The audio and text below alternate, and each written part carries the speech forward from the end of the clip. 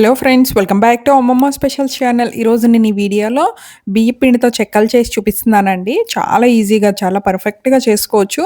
నేను చేసినట్టు ఈ విధంగా ఈ వీడియో చూసి చేస్తే కనుక ఎవరైనా సరే ఇలా క్రిస్పీగా చెక్కలు చేసేసుకోవచ్చు. ముందుగా ఈ చెక్కలకి కావాల్సినవి ఏంటో రెడీ చేసుకుందాము. పచ్చిమిరపకాయలు ఒక 15 నుంచి ఒక 20 తీసుకోండి. అలాగే ఒక చిన్న అల్లం ముక్క కూడా తీసుకొని మిక్సీకి వేసుకోండి. కచాబచాగా గ్రైండ్ చేసుకుంటే సరిపోయిద్ది. అలాగే ఇందులోనే ఒక స్పూన్ జీలకర్ర కూడా వేసుకొని గ్రైండ్ చేసుకోండి. మనం చెక్కల్లోకి ప్రత్యేకంగా ఇంకా సపరేట్గా కారం వేసుకోమండి. పచ్చిమిరపకాయలే ఏదైతే పేస్ట్ చేసుకున్నామో అది మాత్రమే వేసుకుంటాము. అందుకని కారం మీరు తినే తగ్గట్టు చూసుకొని పచ్చిమిరపకాయలు కొంచెం ఎక్కువ వేసుకున్నా పర్వాలేదు. అలాగే చెక్కలు తినేటప్పుడు ఈ పప్పులు కూడా మధ్య మధ్యలో తగులుతూ ఉంటే టేస్ట్ బాగుంటుంది కదా. వీటిని కూడా నానేసుకోండి. ఒక గంట ముందు అలా నానేసుకోండి. నేను ఇక్కడ పెసరపప్పు, శనగపప్పు అదొక పావు కప్పు, ఇదొక పావు కప్పు తీసుకొని 2 కలిపేసుకొని నానబెట్టేసుకున్నాను. చెక్కలు మనకి క్రిస్పీగా రావాలనుకుంటే ఈ వెన్న తప్పకుండా వేసుకోవాలండి. వెన్న వచ్చి నేను ఇక్కడ 100 గ్రాములు తీసుకున్నాను. కేజీ బియ్య పిండికి 100 గ్రామ్స్ వెన్న అయితే సరిపోతుంది. ఇది ఇంట్లో తయారు చేసుకున్న వెన్న అండి. ఇప్పుడు బియ్య పిండి తీసుకోండి. కేజీ బియ్య పిండి తీసుకున్నానండి. ఇప్పుడు దీంట్లో చూపించాను కదా ముందు పచ్చిమిరపకాయలు, వెన్న, నానబెట్టుకున్న పెసరపప్పు, శనగపప్పు ఇవన్నిటిని ఒక్కొక్కటి వేసేసుకోండి ఇందులో.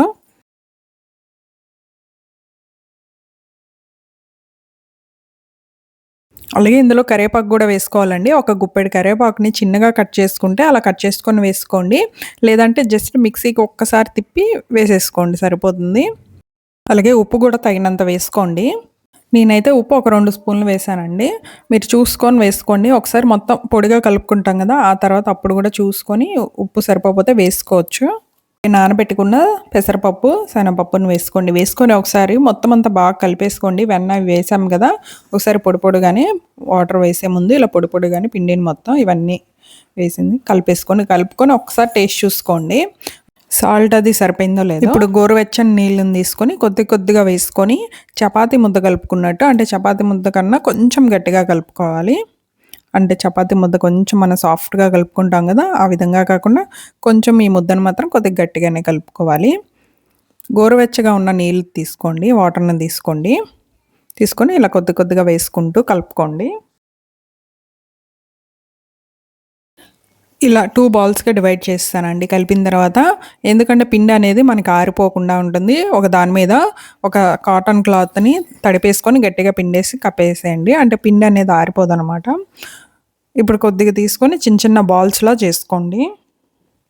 ముందు ఇలా రౌండ్‌గా బాల్‌లా చేసుకొని తీసుకుంటే ఏంటంటే మనం చెక్కలు ఒత్తుకునేటప్పుడు కూడా చుట్టూ పగుళ్ళు లేకుండా నీట్‌గా వస్తాయన్నమాట. ఇలా చేసి తీసుకోవడం వలన.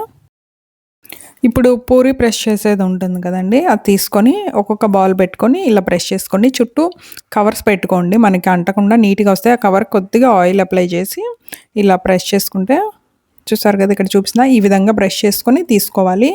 మరీ మందంగా అంటకూడదు, అలాగని మరీ పలచగా కాకుండా ప్రెస్ చేసుకోండి. ఒకవేళ మీ దగ్గర ఈ పూరి ప్రెస్ కనుక లేకపోతే కవర్ ఏదైనా ఉంటుంది కదండి, కొంచెం పెద్ద కవర్ తీసుకొని దానికి ఆయిల్ అప్లై చేసి ఈ బాల్స్ అన్నీ నీట్గా లైన్లో పెట్టేసుకొని దాని మీద ఇంకో కవర్ పెట్టి మళ్ళీ ఫ్లాట్గా ఉన్నది ఏదైనా గిన్నె కానీ ఏదైనా తీసుకొని జస్ట్ నొక్కితే ఇలాగ వచ్చేస్తాయి మనకి చెక్కల్లాగా. ఇలా అన్ని చెక్కల్ని ప్రెస్ చేసి ఒక ప్లేట్లోకి కానీ లేదంటే ఒక కవర్ మీద, ఒక పేపర్ మీద కానీ వేసుకోండి. ఇలా కొన్ని చెక్కల్ని ప్రెస్ చేసి తీసుకున్న తర్వాత ఇప్పుడు డీప్ ఫ్రైకి సరిపడే ఆయిల్ని పెట్టుకొని ఆయిల్ వేడిగా ఉన్నప్పుడు గ్యాస్ని మీడియం ఫ్లేమ్లో పెట్టుకొని ఇలా కడాయికి ఎన్నైతే పడతాయో అన్నిటిని చెక్కల్ని వేసుకోండి. ఇవి ఒక పక్క వేగినాయి అనగానే రెండో పక్కకి తిప్పుకోండి. ఇలా 2 పక్కల మంచిగా క్రిస్పీగా వేగేంత వరకు వేయించుకోవాలి. గ్యాస్ని మధ్యలో అడ్జస్ట్ చేసుకుంటూ వేయించుకోవాలి. అంటే మీడియంలో పెట్టుకుంటూ హైలో పెట్టుకుంటూ వేయించుకోండి. చెక్కలు ఇలా వేగిన తర్వాత వీటిని ఇప్పుడు ఒక ప్లేట్లోకి తీసేసుకోండి. ఇదే విధంగా మిగతా అన్నిటినీ డీప్ ఫ్రై చేసుకోవాలి.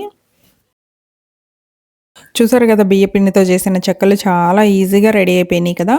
ఈ సంక్రాంతికి తప్పకుండా ఈ వీడియో చూసి ఈ విధంగా ట్రై చేయండి. మీకు కూడా పర్ఫెక్ట్గా చెక్కలు రెడీ అయిపోతాయి.